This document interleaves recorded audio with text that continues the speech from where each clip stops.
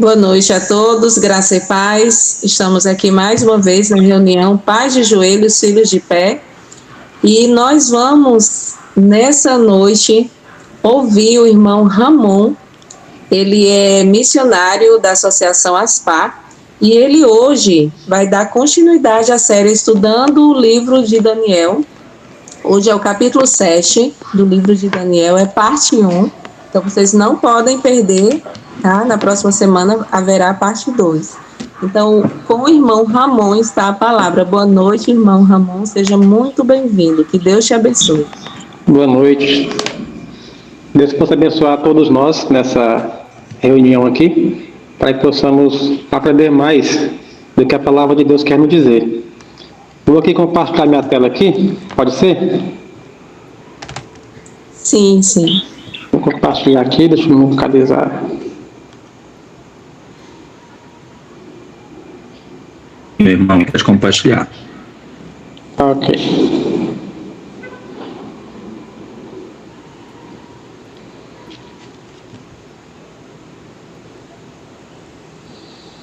Estão vendo já o slide aí? Sim. Ok. O tema do nosso estudo é Daniel capítulo 7, os 4 impérios mundiais da profecia. Quando nós estudamos o livro de Daniel, será que nós conseguimos entender o que Deus quer nos dizer com relação ao nosso futuro? Deus de antemão já revelou para Daniel o que iria acontecer em nossos dias, para que possamos de fato ver que a palavra de Deus tem poder para cumprir aquilo que ela diz. Então, no livro de Daniel, ele se divide em 4 blocos distintos de profecia. Por exemplo, o capítulo 2 de Daniel é o primeiro bloco. O capítulo 7 do livro de Daniel é o segundo bloco profético. O terceiro bloco profético é os capítulos 8 e capítulo 9 de Daniel. E o último bloco profético é de Daniel, capítulos 10 a 12. Então, Deus, ele é didático, né? Então, para que possamos entender a profecia, ele repete a profecia e amplia. Isso se chama paralelismo progressivo, de modo que você conhece a profecia em um dado momento, e em certo momento ela se repete, só que com detalhes adicionais. Então, Daniel capítulo 7 é interessante porque ele nos revela o que de fato está acontecendo em nosso tempo. Então, as profecias relativas ao nosso tempo, as mais importantes são e estão no livro de Daniel e de Apocalipse, porque esses 2 livros delimitam o que está a acontecer e o que vai acontecer em nosso tempo.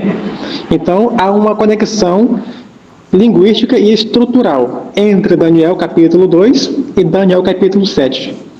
Em Daniel capítulo 2, por exemplo, temos a estrutura ou o delimitador, que é as divisões da estátua. Mas quando nós vamos para Daniel capítulo 7, essa profecia se repete, só que com detalhes acrescentados. Então vamos aqui entender o que Deus está de fato a nos revelar.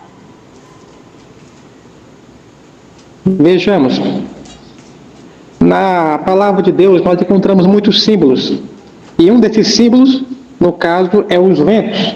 Vamos ler aqui Daniel capítulo 7, versículos 1 e 2.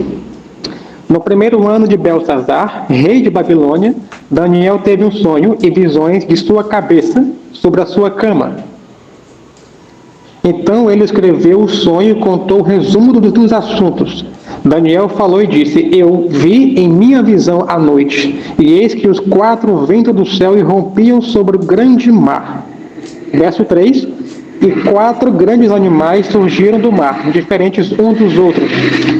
Se formos analisar a palavra de Deus, precisamos de fato de binóculos espirituais, por assim dizer. Precisamos de sabedoria para entender quais são os símbolos que Daniel está aqui a usar.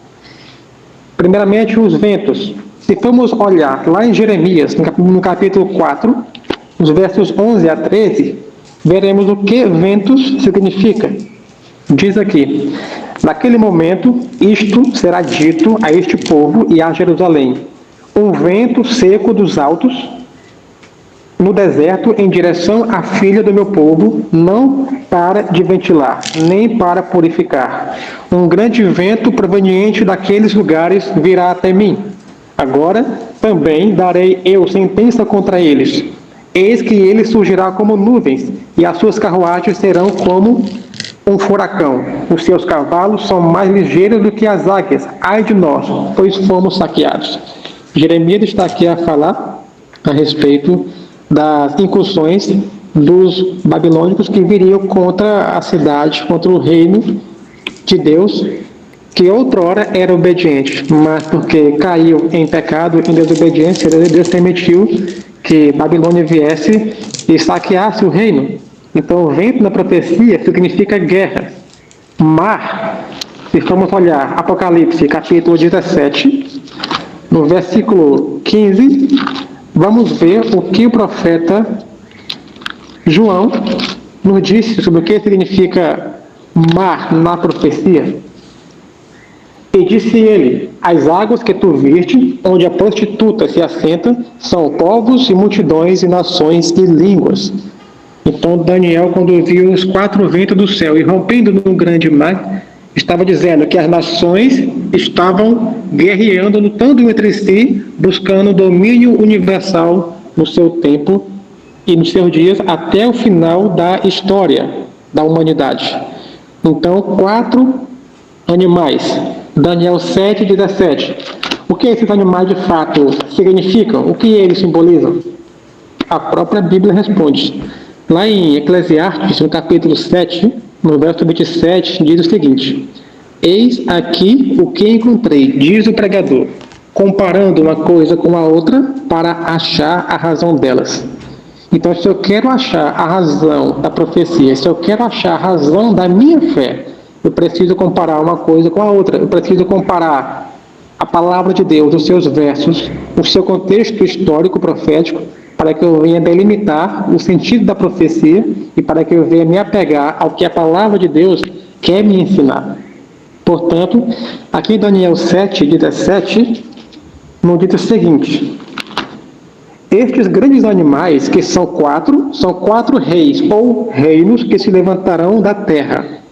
Então, o Senhor já estava a demonstrar para Daniel que esses 4 animais ou nações iriam dominar o mundo desde o tempo do profeta até o final da história da humanidade.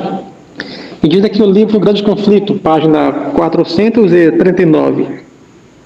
Os grandes reinos que têm governado o mundo foram apresentados ao profeta Daniel como feras rapinantes, que surgiam quando os 4 ventos do céu combatiam no mar grande. Daniel 7:2. Em Apocalipse 17, um anjo explicou que águas representam povos e multidões, nações e línguas. Ventos são símbolo de contendas. Os 4 ventos do céu, a combaterem no mar grande, representam as terríveis cenas de conquista e revolução, pelas quais os reinos têm atingido o poder. Neste mundo, os reinos atingem o poder pela luta, pela contenda. Não é como o reino de Deus, né? Portanto, as nações, para conseguir o domínio universal, para estar à testa das nações, precisam guerrear umas contra as outras, mostrar um poderio bélico militar acima das demais, para que possam superar as outras em poder. Portanto, vejamos aqui como é o primeiro grande império da profecia. Quais são os seus símbolos? Daniel capítulo 7, o verso 4. Nós lemos: o primeiro era como um leão e tinha asas de águia. Eu contemplei até as suas asas serem arrancadas, e ele foi erguido da terra e posto ereto sobre os pés como um homem, e foi-lhe dado um coração de homem. O que Daniel queria dizer com isso? Se nós formos olhar lá em Jeremias, voltando a Jeremias capítulo 4, versículos 7-5 ou 5-7, nos diz, Jeremias 4, 5-7, declarai vós em Judá, e divulgai em Jerusalém, dizei, soprai vós a trombeta na terra, clamai, ajudai-vos, e entremos nas cidades fortificadas, erguei um estandarte em direção a Sião, batei em retirada, não permaneçais, pois eu trarei o mal desde o norte e uma grande destruição. O leão surgiu do seu bosque, e o destruidor dos gentios está no seu caminho. Ele saiu de seu lugar para fazer a tua terra desolada, e tuas cidades serão devastadas, sem um habitante. Deus estava a revelar qual seria o futuro do seu povo por causa da sua desobediência. Em Jeremias, no capítulo 50, verso 17, diz o Senhor Deus pelo profeta Jeremias: Israel é uma ovelha desgarrada. Os leões o afugentaram. Primeiramente o rei da Síria o devorou. E por último este, Nabucodonosor, rei de Babilônia, quebrou seus ossos. Ou seja, Jeremias, capítulo 4, capítulo 50, mostram que Israel seria levado cativo pelo rei de Nabucodonosor por causa de sua rebeldia contra o Senhor. Então Deus ele usava as nações gentílicas, pagãs, para punir o seu povo. Porque um pai que realmente ama o seu filho, ele corrige. Né? Então Deus estava corrigindo o seu povo, permitindo que ele fosse levado cativo para a Babilônia, para que ali passasse por um tempo de provação de 70 anos. Ou seja, Babilônia entrou e de fato conquistou o povo de Israel por 70 anos. Durou do ano 608 ao ano 538. Mas o que significa as asas de águia? Asa significa velocidade de conquista. Ou seja, na floresta, o leão, ele é o rei da floresta. Ele por si só já é ágil, já é muito rápido. E com asas fica mais rápido ainda. Então isso quer dizer, de fato, que o reino de Nabucodonosor, ele era um reino que conquistava rapidamente as suas presas, rapidamente conquistava as nações. Nabucodonosor foi grandemente honrado pelo céu. A Bíblia chama ele de rei de reis. Olha aí, rei de reis. Mas o verso diz que essas asas seriam arrancadas. Qual o significado disso? Asas retiradas e coração de homem se referem à conversão de Nabucodonosor, após os 7 anos que ele passou com os animais do campo, assim como está descrito em Daniel capítulo 4. Então, se eu quero conhecer a palavra de Deus, o que ela significa nos seus mínimos detalhes, eu tenho que pesquisar. É um pouco aqui e um pouco ali. Temos que provar de fato a nossa fé diariamente, para que possamos saber em quem nós temos crido e como nós temos crido. Então, após esse acontecimento, Nabucodonosor não ficou muito tempo no comando de Babilônia, e seus sucessores foram líderes ineficientes, e daí diminuiu-se a velocidade das suas conquistas, e por fim Babilônia seria superada pela próxima besta, ou reino na profecia. Babilônia era um reino passageiro. Assim como lá em Daniel capítulo 2, a cabeça era de ouro. Foi o primeiro reino mundial. Mas qual besta, qual reino iria suceder Babilônia? Vejamos. Aqui nós vemos um urso com 3 costelas na boca. O que isso significa? Se nós abrimos aqui em Daniel capítulo 7, verso 5, veremos o que diz o profeta. Eis que outro animal, um segundo, semelhante a um urso, levantou-se de um lado, e ele tinha 3 costelas na sua boca, entre os seus dentes, e assim lhe foi dito, levanta-te, devora muita carne. Então, o urso é o animal no qual Deus inspirou o profeta Daniel para representar o reino da Medo-Pérsia. Esse urso, primeiramente, se levantou sobre um dos seus lados, porque a Medo-Pérsia era uma coalizão de 2 reinos que se uniram para destruir, para conquistar os seus adversários. Vamos ler em Jeremias 51, versos 1, 2, 11 a 13, 24 e 58. Veja, nós vamos ver que a Medo-Pérsia seria o segundo império a dominar o mundo ao subjugar a Babilônia. Nós vamos ler aqui para ganhar tempo. Portanto, o que as 3 costelas significam? Significa os 3 reinos que eles conquistaram, que foram ao ocidente, a Lídia, no ano 547 a.C., Ao norte, Babilônia, no ano 538 a.C., e ao sul, o Egito, no ano 526 a.C. Então, a Medo-Pérsia viria e destronaria Babilônia do domínio universal. E ela começaria seu reino no ano 538 até o ano 331, durando 207 anos de duração. Assim, passou Babilônia e veio o reino da Medo-Pérsia para conquistar os seus inimigos. Mas como que foi os detalhes? Como que Medo-Pérsia conquistou Babilônia? Como que os seus líderes fizeram estratégias para que pudesse alcançar aquele reino universal? Vejamos aqui a tomada de Babilônia por Ciro e Dario. Babilônia era um reino aparentemente inexpugnável. Quem olhasse para a Babilônia naqueles dias diria que ela nunca iria passar. Aos olhos humanos, ela nunca iria passar. Era um reino aparentemente inexpugnável, mas não era. Ela tinha um muro de 20 metros de largura, dava para você morar em cima dos muros. 60 metros de altura e cercados pelo rio Eufrates, Jeremias 41, 13. E eles tinham uma provisão interna para resistir a um cerco de até 20 anos.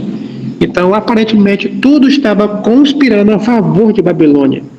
Eles não imaginavam que os soldados persas iriam, de fato, atracar e invadir o reino. Mas, de fato, isso iria acontecer, porque a profecia assim tinha predito. Diz a profecia que Deus iria levantar o rei Ciro para, de fato, entrar em Babilônia e começar a libertação do povo de Israel do domínio de Babilônia. Diz aqui que a conquista de Babilônia por Ciro foi predita pelo profeta Isaías 150 anos antes do seu nascimento. Diz Isaías 45, verso 1 e 2. Assim diz o Senhor ao seu ungido, a Ciro, a quem tomo pela mão direita, para abater as nações diante da sua face, e descingir os lombos dos reis, para abrir diante dele as portas, e as portas não se fecharão. Eu irei adiante de ti, e endireitarei os caminhos tortuosos, quebrarei as portas de bronze, e despedaçarei os ferrolhos de ferro. Então, a profecia já dizia que isso iria acontecer, e de fato aconteceu. Assim diz o livro Profetas e Reis, página 280. A chegada do exército de Ciro ante os muros de Babilônia foi para os judeus um sinal de que o seu livramento do cativeiro estava muito perto. Mais de um século antes do nascimento de Ciro, a inspiração lhe fizera menção do nome e providenciara o registro da precisa obra que ele faria tomando a Babilônia, estando esta despercebida e preparando o caminho para a libertação dos filhos do cativeiro. Nessa época, pouco antes de Babilônia ser dominada pelos persas, Daniel estava estudando os rolos do profeta Jeremias. E Daniel percebeu pela profecia, de fato, que Babilônia estava chegando ao seu fim. E de que dentro de pouco tempo, outro reino, a Medo-Pérsia, iria invadir e o povo de Deus ser libertado. Então tudo estava agora conspirando a favor do povo do Senhor. E de fato isso aconteceu, para que eles fossem libertados do domínio de Babilônia e ficassem sob os cuidados do rei Ciro. Mas a profecia não para por aqui. Estamos agora no segundo reino universal. Mas qual reino sucederia a Medo-Pérsia, o urso? Vejamos. Daniel, no capítulo 7, no versículo 6, nos diz o seguinte: Depois disto, contemplei, e eis que um outro, como um leopardo, a qual tinha sobre as suas costas 4 asas de uma ave. O animal também tinha 4 cabeças, e domínio lhe foi concedido. Então, um leopardo, por si só, ele já é rápido sem asas. E com 4 asas fica muito mais rápido e veloz ainda. Mas esse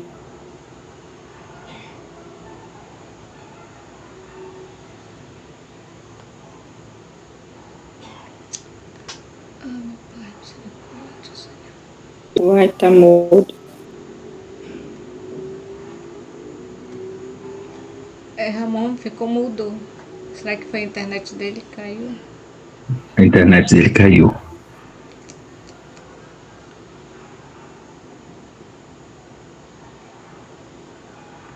Ok, Adriano. Então, boa noite a todos, graça e paz. Estamos aqui na reunião Pais de Joelhos, Filhos de Pé, e nós vamos dar continuidade à série Estudando o Livro de Daniel. Hoje nós vamos continuar com o capítulo 7, a parte 2, e quem vai falar conosco é o missionário Ramon Daspar. Boa noite, irmão Ramon, seja muito bem-vindo, que Deus te abençoe. Com o irmão está a palavra. Boa noite a todos.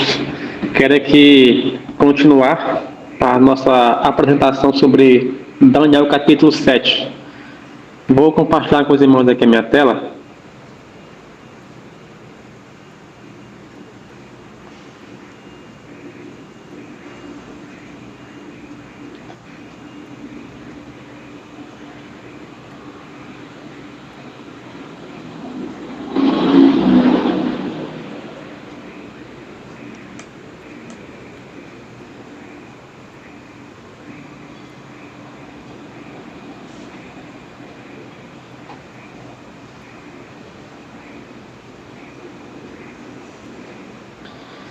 Daniel capítulo 7, os 4 impérios mundiais da profecia.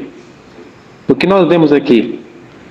Nesse capítulo nós podemos perceber que Deus queria revelar lá para Daniel o futuro do ser humano, o futuro da raça humana. Por isso ele disse para Daniel, revelou a Daniel essa profecia, para que nós pudéssemos de fato compreender o que está em jogo no tempo presente. Então vamos aqui entender o que o Senhor revelou para Daniel. O que esses animais significam? O que eles simbolizam? Quais são os eventos por trás de tudo isso que estava acontecendo com Daniel?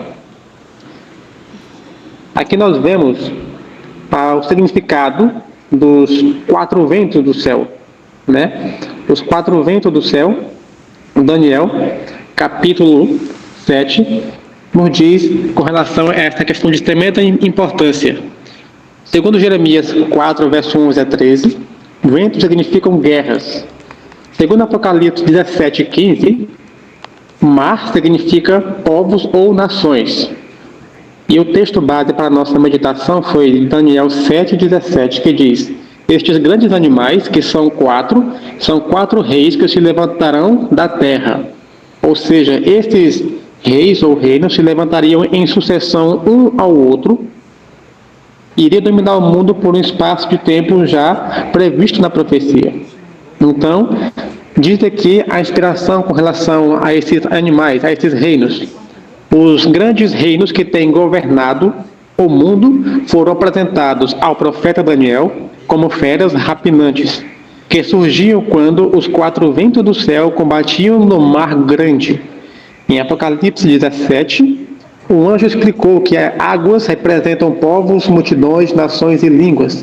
Ventos são símbolos de contendas, ou seja, os 4 ventos do céu a combater no mar grande representavam as terríveis cenas de conquista e revolução, pelas quais o reino tem atingido o poder.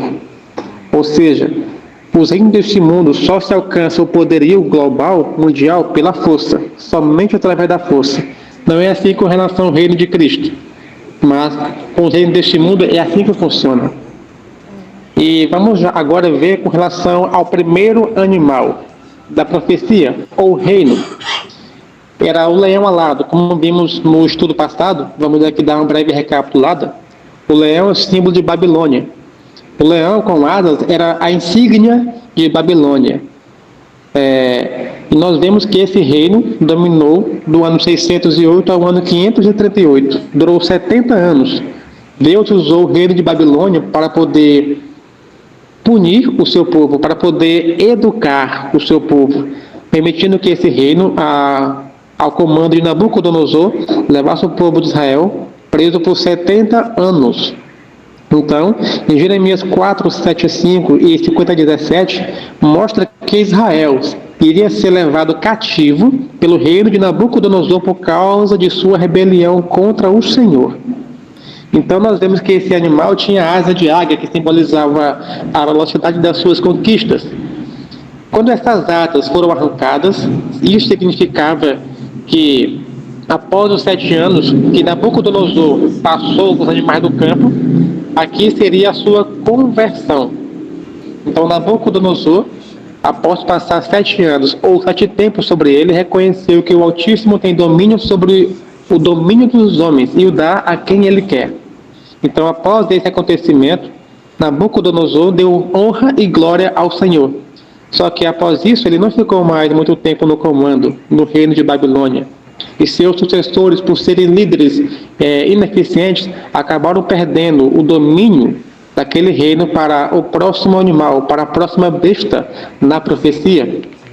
E qual animal, qual besta seria essa? Vejamos. O urso. O urso na profecia é símbolo da Média Pérsia. Veja, nós vemos aqui que esse reino global ele durou do ano 538 ao ano 331, ou seja, 207 anos. Em Jeremias 51, versos 1, 2, 11 a 13, 24 e 58, mostra que a Medo-Pérsia seria o segundo império a dominar o mundo ao subjugar a Babilônia. Então nós podemos perceber que essas 3 costelas que havia entre os seus dentes eram as suas 3 presas principais, ou os 3 reinos principais que eles conseguiram destruir, que foi a Lídia, no ano 547, ao norte, Babilônia, no ano 538, e ao sul, o Egito, no ano 526 a.C. Então, a Medo-Pérsia era uma coalizão de 2 reinos, a Média e a Pérsia. Quando ela conquistou Babilônia, primeiramente quem dominou foi a Média. Não à toa, o urso ficou em pé de um dos lados. Só que a maior parte do domínio ficou com os persas, a comando de Ciro. E vamos ver mais adiante como que foi a tomada de Babilônia por Ciro e Dario. Vejamos.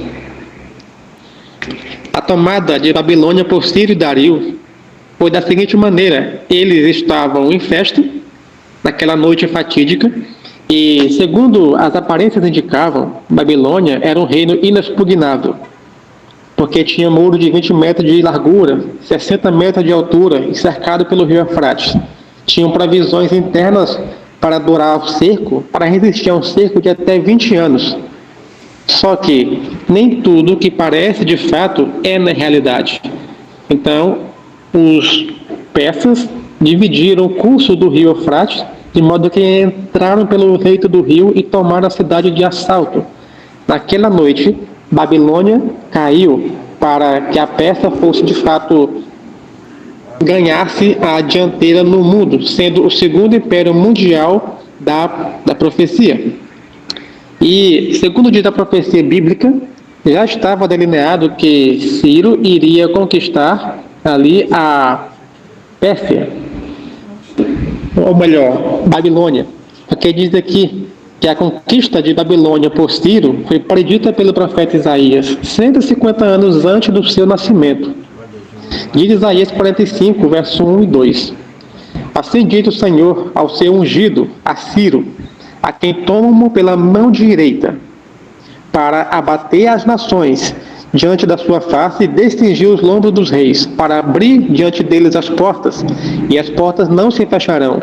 Eu irei diante de ti e endireitarei os caminhos tortuosos, quebrarei as portas de bronze e despedaçarei os ferrolhos de ferro. Ou seja, a providência divina estava abrindo caminho para que Ciro, de fato, chegasse aos domínios babilônicos e libertasse o povo de Israel. Porque assim diz o Espírito de Profecia: a chegada do exército de Ciro ante os muros de Babilônia foi para os judeus um sinal de que o seu livramento do cativeiro estava muito perto. Mais de um século antes do nascimento de Ciro, a inspiração lhe fizera menção do nome e providenciara o registro da precisa obra que ele faria tomando Babilônia, estando esta despercebida e preparando o caminho para a libertação dos filhos do cativeiro. Então a profecia dizia que Babilônia iria dominar o mundo por 70 anos. Daniel entendeu isso ao estudar os livros de Jeremias, capítulo 50, que de fato Babilônia estava chegando no seu termo, estava chegando no seu fim. Mas, após a Pérsia dominar o mundo, eis que outro reino iria surgir para dominar o mundo. Que reino seria esse? O leopardo com 4 cabeças e 4 asas. Aqui em Daniel 7, verso 6, nós lemos: depois disto contemplei, e eis que um outro, como um leopardo, a qual tinha sobre suas costas 4 asas de uma ave. O animal também tinha 4 cabeças, e domínio lhe foi concedido. O leopardo, ou a Grécia, reinou dos anos 331 a 168, ou seja, 163 anos de duração. O Império Grego foi um império de grande extensão mundial. Os textos que podem comprovar que a Grécia seria o terceiro império mundial, onde Daniel 11, verso 2 e 3, Daniel 8, 3 a 8 e 20 a 22, os versos. E para que a Grécia conquistasse a Pérsia, a Medo-Pérsia, por completo, foi necessário algumas batalhas. Diz aqui que 4 batalhas foram necessárias para a vitória completa da Grécia sobre os Medo-Persas. A primeira foi a Batalha de Maratona, no ano 490 a.C. Dario I sofreu a primeira derrota, e Dario III sofreu as 3 últimas derrotas. A primeira em Grânico, no ano 334 a.C., a segunda em Isso, no ano 333 a.C., e a terceira em Arbela, no ano 331 a.C. Ou seja, paulatinamente, a Grécia estava tomando o espaço da Medo-Pérsia, e por fim ela conquistou o domínio mundial. As asas, como vimos adiante, elas são um símbolo de rapidez. E Alexandre o Grande conquistou o mundo. Ele percorreu aproximadamente entre 20 a 30 mil quilômetros ao longo de 12 anos, enfrentando desafios diversos e grandes batalhas. A sua habilidade como líder militar e estrategista permitiu que ele conquistasse vastos territórios e expandisse seu império. O império de Alexandre o Grande era estimado em cerca de 2 milhões de quilômetros quadrados. Assim diziam os historiadores. Então, o reino de Alexandre Grande era muito grande. Agora, o que significa as 4 cabeças desse animal? Vejamos. As 4 cabeças do leopardo correspondem às 4 divisões que sofreu o Império Grego após a morte de Alexandre o Grande, no ano 323 a.C. Então, quando Alexandre o Grande morreu, vítima da própria intemperança, os seus generais passaram a lutar entre si, e acabou ficando entre os seus 4 principais generais o domínio do reino grego. Ptolomeu ficou com o Egito, Seleuco com a Síria, regiões da Babilônia, Lisímaco ficou com a Ásia Menor, com a Trácia e outras terras, e Cassandro ficou com a Grécia ou a Macedônia. Com essa divisão, o Império Grego ele perdeu força, estava pronto para ser dominado pelo Império Romano que viria logo a seguir. Mas vejamos aqui algumas breves palavras a respeito de Alexandre o Grande e as suas conquistas. Alexandre nasceu em 356 a.C., em Pela, Macedônia, filho do rei Filipe II e da rainha Olímpia. Ele recebeu uma educação rigorosa e foi treinado em artes, filosofia e guerra.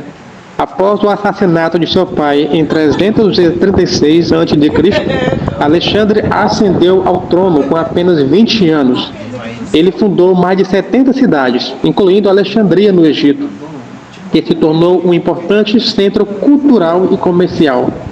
E ele é lembrado como um dos maiores líderes militares da história. O seu império teve impacto duradouro na cultura e política da região, e ele viera a falecer no dia 13 de junho de 323 a.C., com 33 anos de idade, vítima da própria intemperança ao ingerir 2 vezes a taça de Hércules de vinho, que era 5 litros, em menos de 24 horas. Ou seja, Alexandre o Grande dominou o mundo, mas não dominou a si mesmo.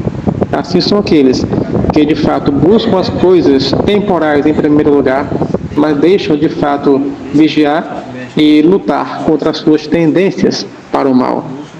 Portanto, até aqui chegamos ao reino da Grécia, ao terceiro império mundial. Mas a profecia, ela não para por aqui, ela ainda continua. Se formos agora para o próximo estágio, vamos ver aqui outro animal. Daniel, ele não conseguiu achar na zoologia um animal que correspondesse às especificações da profecia. Ele só disse que era um animal terrível e espantoso. E esse animal era símbolo de Roma, que o seu domínio foi do ano 168 a.C. ao ano 538 depois de Cristo. Muitas pessoas, ao colocar o domínio de Roma, eles dão como seu início no ano 168 até o ano 476.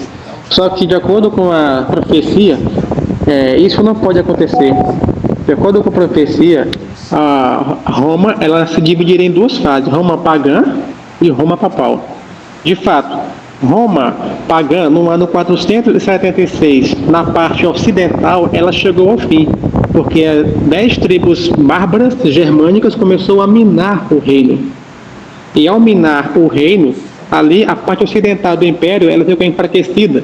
E no ano 476, de fato, o Império Romano Ocidental caiu. Só que antes que isso acontecesse, Constantino tinha transferido a capital de Roma para Istambul, na Turquia, que seria Constantinopla. Então o Império Romano Ocidental caiu, mas o Império Romano Oriental não caiu, ele veio cair no ano 578. Portanto, a profecia diz corretamente que Roma iniciou no ano 168 e terminou no ano 538. Diz aqui, Daniel 7, 7 e 8. Depois disto, eu continuei olhando nas visões da noite, e eis aqui o quarto animal, terrível e espantoso, e muito forte, o qual tinha dentes de grande de ferro. Ele devorava e fazia em pedaços, e pisava aos pés o que sobrava. Era diferente de todos os animais que apareceram antes dele, e tinha 10 chifres. Estando eu a observar, a considerar os chifres, eis que entre eles subiu outro chifre pequeno, diante do qual 3 dos primeiros chifres foram arrancados. E eis que neste chifre havia olhos como de homem, e uma boca que falava grandes coisas, ou seja, blasfêmia. Aqui fica a pergunta, o que seriam os 10 chifres? Daniel 7, 24 responde. Vejamos Daniel 7, 24. E os 10 chifres deste reino são 10 reis, ou 10 reinos que se levantarão. Ou seja, e depois deles se levantará outro, o qual será diferente dos primeiros e abaterá 3 reis. Então, o chifre pequeno, ao tomar o domínio, a partir do ano 538, ele iria destronar 3 chifres, ou 3 reinos, que foram os ostrogodos, os vândalos e os érulos, que foram destruídos para que o chifre pequeno tomasse a dianteira do domínio global ali, naquele período. Mas a profecia, ela ainda continua. O que mais esse chifre pequeno fez? Daniel 7, verso 11 e 12. Vejamos. E então contemplei, por causa da voz das grandes palavras que o chifre falava, contemplei até que o animal foi morto, e o seu corpo destruído, e dado à chama ardente. E quanto ao restante dos animais, o seu domínio foi retirado. Ainda assim, as suas vidas foram prolongadas por uma estação e tempo. Como assim a vida desses animais foi prolongada? Até certo espaço de tempo. E não acabou o seu domínio? Por que foi prolongado? Nós sabemos que Daniel e Apocalipse são os livros proféticos mais importantes da Bíblia. Então, a gente deve, de fato, focar no que a profecia diz. Devemos provar, de fato, as verdades que nós conhecemos. Eclesiastes, no capítulo 7, no verso 27, diz o seguinte: Eis aqui o que encontrei, diz o pregador, comparando uma coisa com a outra para achar a razão delas. Ou seja, devemos comparar texto com texto para achar a razão do que estamos de fato a procurar. Aí nós vamos lá em Apocalipse 13, verso 2. E aqui diz: e a besta que vi era semelhante ao leopardo, e os seus pés como de urso, e a sua boca como a de leão. E o dragão, Satanás, deu-lhe o seu poder, o seu trono e grande poderio. De que forma a Babilônia, a Medo-Pérsia e a Grécia se perpetuaram durante o domínio do chifre pequeno? Vejamos aqui. De que maneira foi prolongada a vida desses impérios no sistema papal?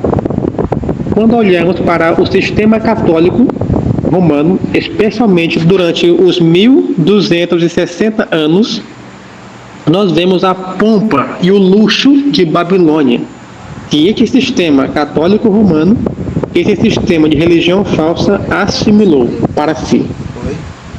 Seguindo, nós podemos ver também que a profissão de infalibilidade presente na Medo-Pérsia, já existia na Medo-Pérsia, que está descrita em Daniel 6, no livro de Esté, nos quais eles se julgavam infalíveis, foi também absorvido pelo chifre pequeno, o papado, pois o papado hoje, o sistema católico romano, reivindica a infalibilidade. Diz que o Papa e as suas palavras são infalíveis. Como que eles adquiriram essa ideologia, essa filosofia? Através do sistema Medo-Persa.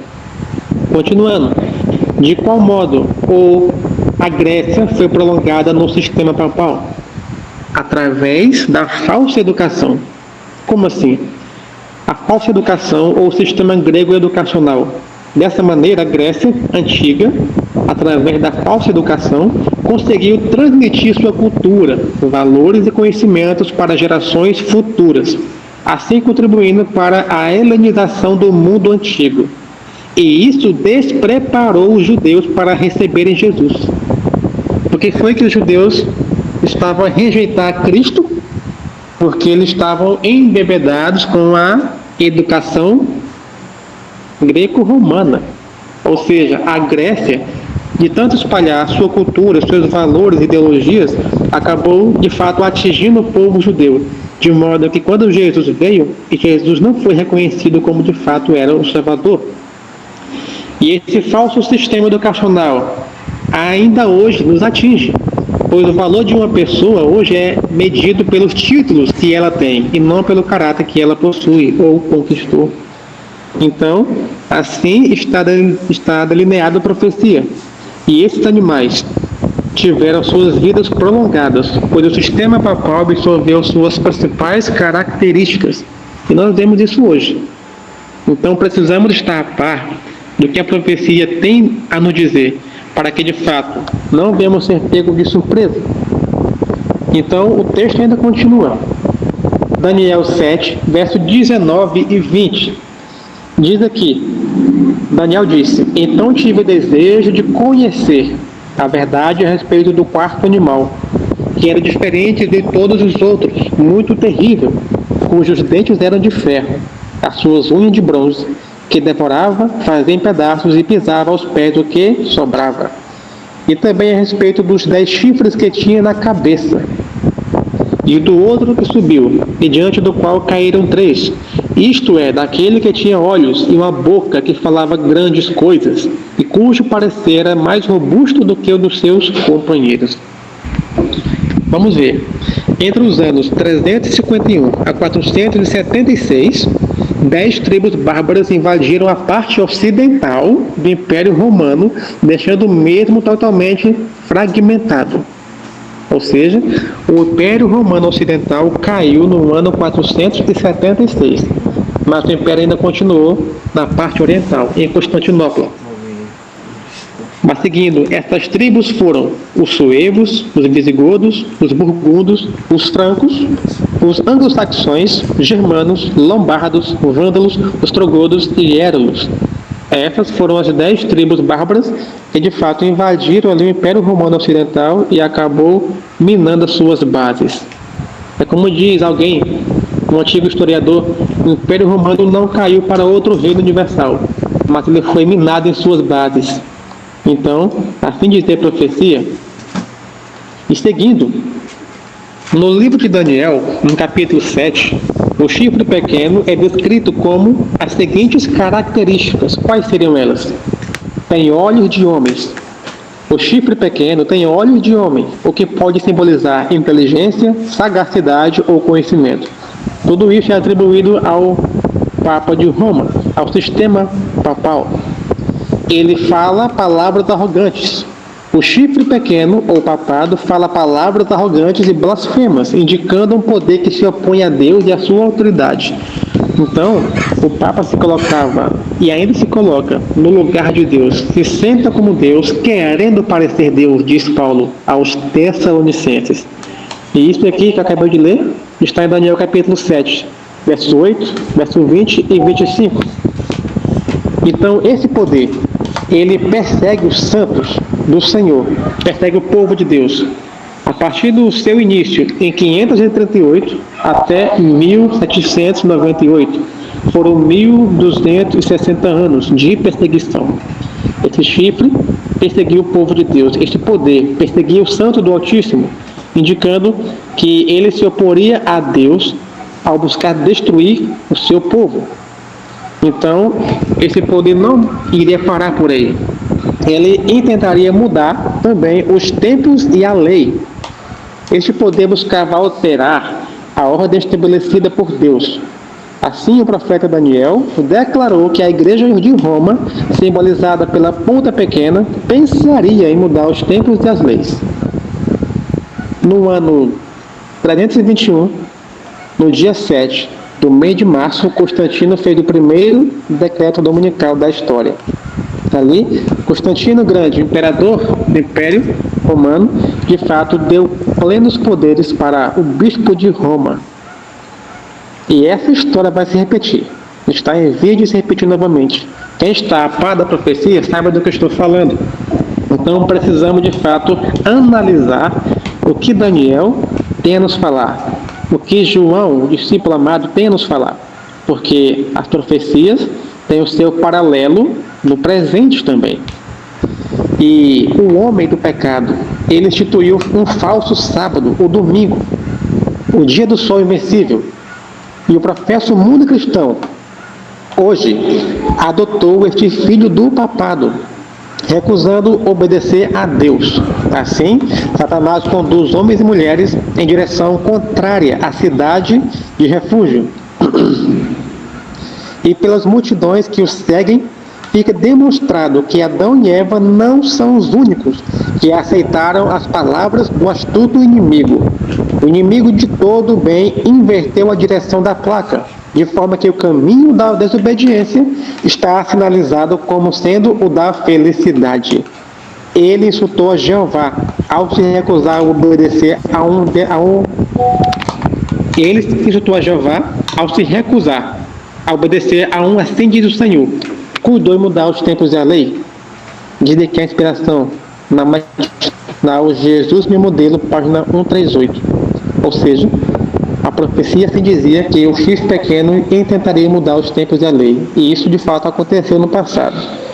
Mas, como fala o livro de Eclesiastes, capítulo 1, nada novo debaixo do céu. Então, isso que aconteceu no passado vai ter o seu traçado agora em nossos dias. E como estamos a analisar o que está a acontecer hoje? Temos feito, de fato, da palavra de Deus no nosso livro de cabeceira, de modo que vamos entender o que está a acontecer? Por fim, vamos ler aqui em Daniel capítulo 7, no verso 27 e 28. E o reino, e o domínio, e a majestade dos reinos debaixo de todo o céu serão dados ao povo do Santo do Altíssimo. O seu reino será um reino eterno, e todos os domínios o servirão e lhe obedecerão. Aqui findou a visão. Quanto a mim, Daniel, os meus pensamentos muito me espantavam, e mudou-se em mim o meu semblante, mas guardei essas coisas no meu coração. Daniel, nem tudo que ele recebeu de revelação, ele entendeu. Mas, de fato, ele, Daniel, e os profetas do passado, diz a inspiração, escreveram não para o seu tempo, mas escreveram para o nosso tempo. Então, é minha, é tua responsabilidade examinar a palavra de Deus de tal maneira que você venha dar a razão da esperança que há em ti, de maneira tal que você venha revelar Cristo ao mundo. Então, precisamos entender que as profecias estão a se desenrolar aos nossos olhos. E como estamos a fazer? Como estamos hoje diante de Deus? Quero deixar com os irmãos essa continuação aqui. Depois de contemplar o quadro profético, ou depois de contemplar o quadro sombrio e desolador da opressão papal sobre a igreja, o profeta, ele pôde mais uma vez volver o olhar para o glorioso período de descanso dos santos, quando receberão o reino em possessão eterna, livre de todo poder opressivo. Como poderiam os filhos de Deus manter-se animados neste perverso mundo atual, em meio aos exageros, em meio às abominações que nelas se cometem, se não pudesse olhar à frente para o reino de Deus e à volta de seu Senhor, com plena certeza de que as promessas concernentes a ambos se cumprirão com segurança e rapidez? Então, se quisermos de fato ter uma fé abrangente, precisamos contemplar o que a palavra de Deus tem a nos dizer. Precisamos, dia após dia, examinar a palavra, buscando a mesma como a tesouros escondidos, para que venhamos entender o que o Senhor quer nos revelar. Não podemos nos contentar com pregações. Não podemos nos contentar em ser pessoas que só pegam a Bíblia para abrir quando vão para a igreja. Não podemos nos contentar só em ouvir sermões, estudos de missionários, de pastores. Não. Isso é perigoso. Cada um deve buscar conhecer a verdade por si só, porque cada um terá que dar razão da esperança que neles há diante de tribunais humanos. E se eu não souber? Eu não serei um obreiro de que não tem de que se envergonhar e maneje bem a palavra da verdade. Então, que possamos buscar dia a dia, examinar a palavra do Senhor e buscar entender o que nela está escrito, porque o tempo está próximo, de maneira que a palavra de Deus vai cumprir aquilo que ela prometeu. Amém. Amém. Então, continuando, nós vemos que a Medo-Pérsia iria subjugar o reino de Babilônia. Essa conquista já tinha sido predita pelo profeta Isaías, 150 anos antes do nascimento do rei Ciro.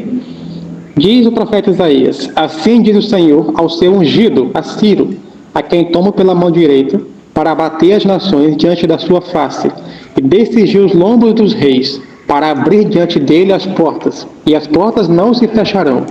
Eu irei adiante de ti, e endireitarei os caminhos tortuosos, quebrarei as portas de bronze, e despedaçarei os terrolhos de ferro. Assim a profecia estava delineando a conquista de Ciro diante de Babilônia, predita pelo Senhor, por meio do profeta Isaías. Diz que a inspiração é o seguinte: a chegada do exército de Ciro ante os muros de Babilônia foi para os judeus um sinal de que seu livramento do cativeiro estava muito perto. Mais de um século antes do nascimento de Ciro, a inspiração lhe fizera menção do nome e providenciara o registro da precisa obra que ele faria, tomando Babilônia, estando esta despercebida e preparando o caminho para a libertação dos filhos do cativeiro. Então Deus usou outra nação pagã para, de fato, libertar o seu povo das mãos dos babilônios. Mas agora, qual reino iria suceder a Medo-Pérsia? Qual reino iria suplantar o urso? Vejamos o que diz a profecia. Em Daniel, no capítulo 7, verso 6, diz o seguinte: depois disto, contemplei, e eis que um outro, como um leopardo, a qual tinha sobre as suas costas 4 asas de uma ave. O animal também tinha 4 cabeças, e domínio lhe foi concedido. Na natureza, um leopardo por si só ele já é ágil, já é muito rápido, e com asas fica mais ágil e rápido ainda. Portanto, de fato, Deus deu aqui o símbolo desse animal para representar a velocidade do reino grego em conquistar os seus domínios. E os textos que comprovam que a Grécia seria o terceiro império da profecia está aqui. Daniel capítulo 11, verso 12 e 3, capítulo 8, 3 a 8, 20 a 22. Para exemplo, vamos ler aqui em Daniel 8, verso 20 a 22. O carneiro que tu viste com 2 chifres são os reis da Média e Pérsia, e o bode áspero é o rei da Grécia, e o grande chifre que está entre os seus olhos é o primeiro rei.